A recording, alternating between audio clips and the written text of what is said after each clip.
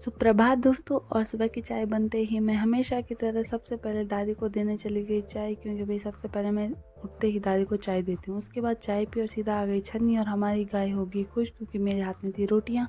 और फिर उसके बाद मैंने छन्नी का काम किया और फटाफट आ गई घर और नाश्ता बनाने के काम में जुट गई। नाश्ता खाते ही पता लगा कि नए पौधे उगाने की तैयारी हो रही है, तो हो गई खुश।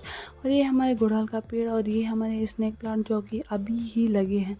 और भाई इसे क्या बोलते हैं मुझे नहीं पता, पर बड़ा क्यूट है ना।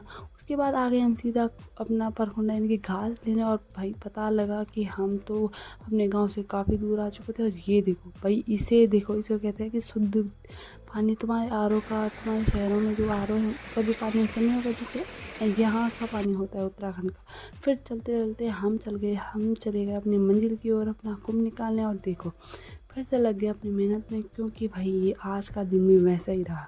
फिर उसके बाद भाई देखो कितना ही प्यारा लग रहा है मेरा गाँव, और ये व्यू देखो भाई तुम, भाई सब पहाड़ों का ना क्या ही बोला, पर दिल खुश हो जाता है। फिर फटाफट से लगाई बिटिकी, और बिटिकी उठा के आ गए हम सीधा घर, क्योंकि भाई हमें दोबारा आना था क्योंकि घास ज़्यादा था। फिर आ गए वहाँ और पर फटाफट लगाई बिटिकी और आ गए फिर से घर। और ये देखो बीच में देखे नागफनी के पौधे, और घर आके देखा भाई नए गमले लग चुके थे भाई। और इसकी पागलपंती हो गई है शुरू, पता नहीं क्यों ही क्या ही हो जाता है इसको। फिर उसके बाद प्यारे से व्यू के साथ तन्नों की सगाई की एल्बम देखी, क्योंकि यादें संजोना बहुत ज़रूरी होता है दोस्तों।